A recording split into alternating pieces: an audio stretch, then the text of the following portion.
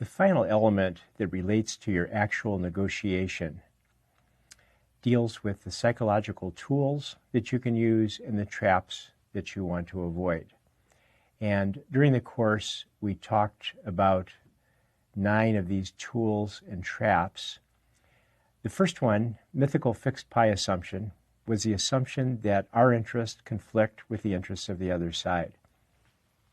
This is perhaps the most important element that relates to the house on Elm Street, and I'm going to save it until the end. So let's go through some of the other ones. First, anchoring.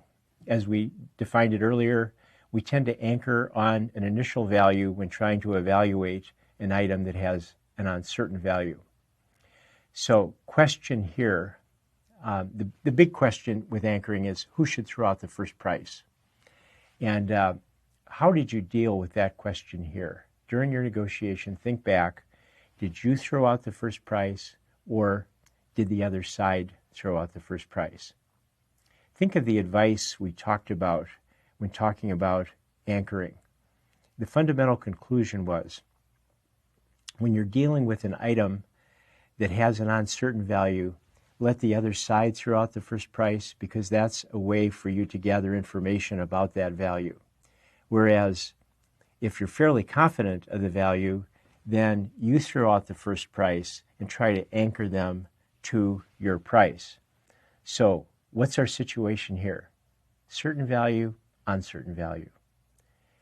In my opinion, this is a case involving property with a very uncertain value, because I gave you very few facts about the value of the house.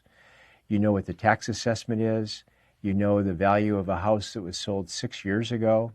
But apart from that, very uncertain value. So if I were the negotiator here, I would try to get the other side to throw out the first price.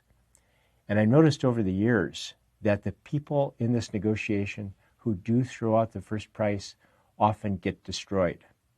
So you have a situation where, for example, the buyer will walk into the negotiation thinking, well, I'm probably going to have to pay around $200,000 for this house. And then the seller throws out the first price, which might be, let's say, $170,000. And right away, the buyer is $30,000 ahead of what they thought the price would be. And immediately, the great negotiators immediately recalibrate, and they act very sad. They act very upset by that price of $170 and try to negotiate it down further. The negotiators who aren't as good might accept that offer of $170 right away.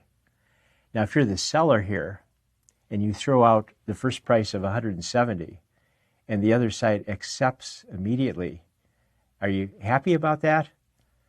Probably most of us would be very upset with that, because we suddenly realize, hey, we picked a price that was much too low. They accepted it too quickly. I should have selected another price. So if you ever want to make somebody upset in a negotiation, accept their offer immediately.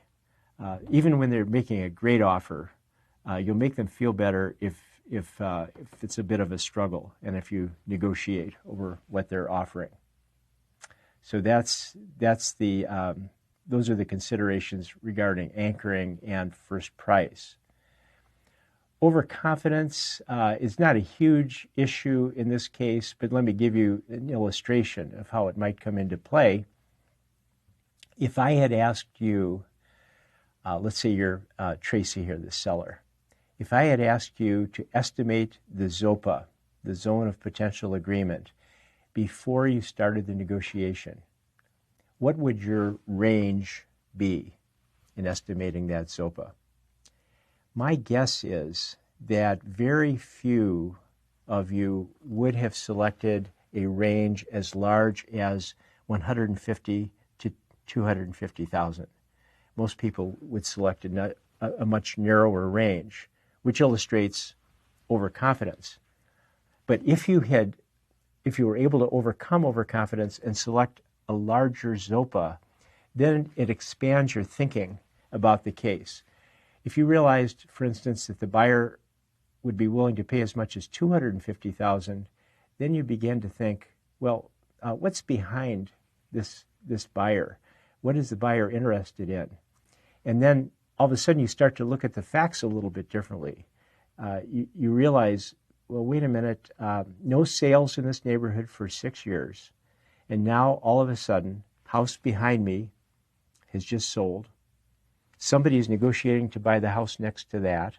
And now somebody is negotiating to buy my property. Looks like these aren't individuals. Looks like it's a company trying to assemble land. And then, of course, you ratchet up your price. So overconfidence can have an impact on the success of a negotiation. Framing. Another issue that looks like it's not directly related to this negotiation. It's hard to imagine how you could frame choices that might affect decisions. We'll turn to the remaining psychological tools and traps in our next segment.